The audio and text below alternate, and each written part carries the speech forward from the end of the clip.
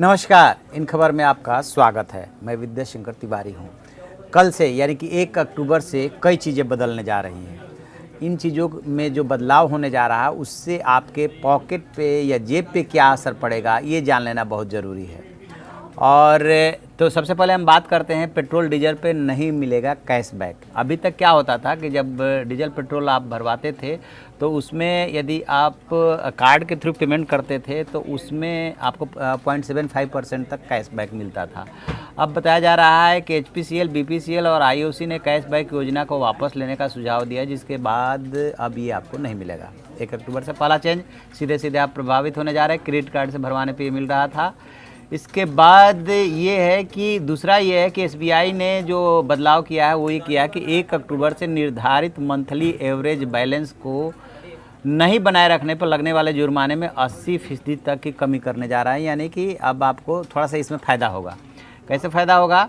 तो अभी तक क्या हो रहा था कि खाते में निर्धारित रकम से यदि बैलेंस 75% से कम रहता है तो जुर्माने के तौर पे 80 रुपये प्लस GST देना होगा। खाते में 50 से 75% तक बैलेंस रखने वालों को 12 रुपये GST देना होगा। 50% से कम बैलेंस पे 10 रुपये जुर्माना प्लस GST अदा करना होगा।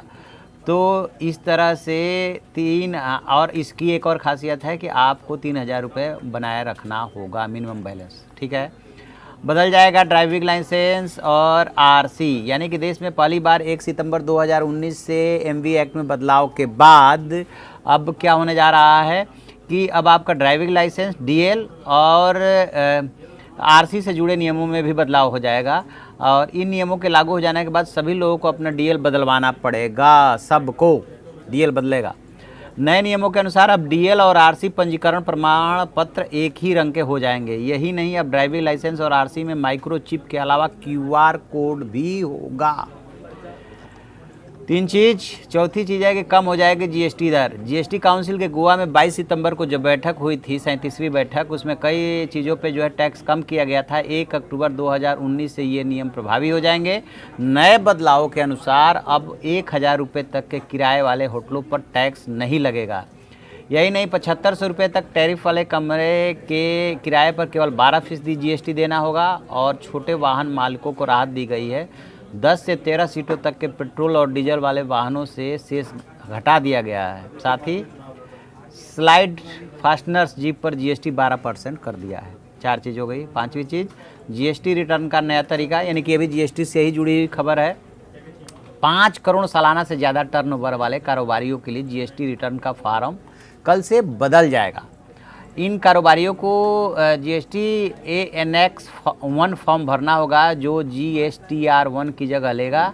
यह अनिवार्य होगा। छोटे कारोबारियों के लिए इस फॉर्म के जरिए GST रिटर्न फाइल करना होगा, लेकिन इसके लिए ऐसा करना 1 जनवरी 2020 से अनिवार्य होगा। फिलहाल बड़े करदाता अक्टूबर और नवंबर तक GST रिटर्न GSTR3B फॉर्म से भरेंगे।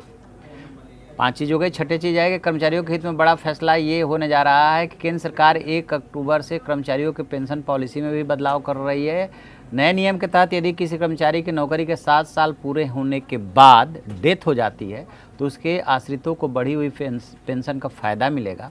अभी तक ऐसी स्थिति में आखिरी वेतन का 50% मिलता था। नए नियम के लागू होने के बाद केंद्र सरकार ने नोटिफिकेशन भी कर दिया। सरकार इस फैसले को कर्मचारियों के हित में बड़ा कदम मान रही है, यानी कि 50% वाली बंदिश हट जाएगी।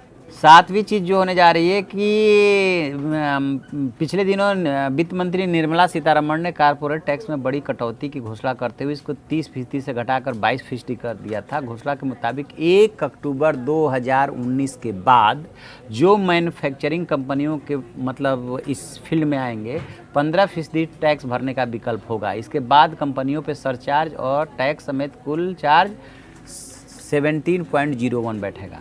इससे पहले भारतीय कंपनियों को 30% टैक्स के अलावा सरचार्ज भी देना पड़ता था। विदेशी कंपनियों को 40% टैक्स देना पड़ता था। सरकार के इस कदम से कारोबार में तेज़ी आने की उम्मीद है।